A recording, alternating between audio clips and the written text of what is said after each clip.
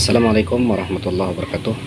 Di kesempatan kali ini saya akan berbagi apa fungsi dari VR pada setrum ikan PDC. Kebetulan di hadapan kita sekarang ada sebuah setrum ikan PDC Cina ya, yang mana di bagian PWM-nya ada sebuah VR yang tertulis 503 yang artinya 50 kilo, dan ini juga ada 104 ya, VR 104 yang artinya 100 kilo ya. Nah, kedua buah VR ini berfungsi sebagai apa? Yang pertama, untuk VR pada PWM ya. Biasanya yang pada PWM ini, VR ini berfungsi untuk kalibrasi frekuensi ya. Kalibrasi frekuensi, dimana berfungsi sekali ketika kalibrasi tidak cocok pada setrum ikan PDC, maka si setrum ikan PDC ini akan protek ya, akan protek dengan menutup ataupun menghentikan suplai trafo ini yang menuju ke bahagian apa namanya ini, gate MOSFET ya. Jadi dia akan protek itu kalau ketidaksesuaian frekuensi itu terdeteksi ya. Itu yang terjadi.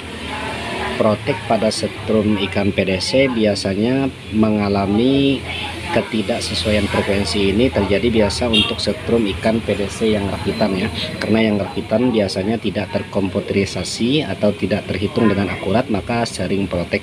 Oleh sebab itu, maka perlu disetting ulang untuk VR 503 nya yang khusus menggunakan trafo apa namanya ini, ferit kecil ini biasanya sebagai penanda yang artinya ini harus dikalibrasi ulang. Ini sebagai contoh ya, saya putar untuk feritnya berlawanan arah jarum jam, ini mentok ya.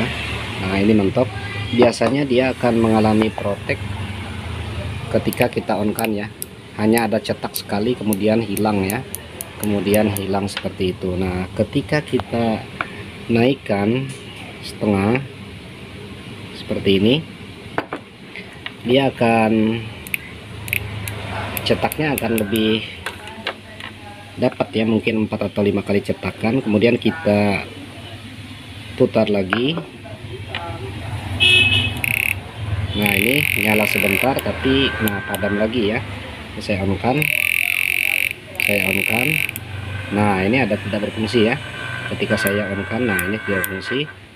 Saya tunggu sebentar, kemudian saya hidupkan lagi, maka dia nyala lagi ya. Tapi ketika saya lepas, saya pasang seperti ini. Nah, dia ada yang protek ya, yang kosong, jadi tidak bisa sesuai untuk frekuensinya. Nah, sedangkan untuk setelan yang dapat, untuk ini kita fullkan putar searah jarum jam, bentuk seperti ini, maka ini akan menutup sensitivitas proteksi ya pada setrum ikan PDC. Saya on kan lagi. Nah, ini tidak gagal ya. Saya percepat saklarnya juga aman ya. Saya rendam, saya lepas, saya pasang lagi, dia tidak protek ya, seperti itu.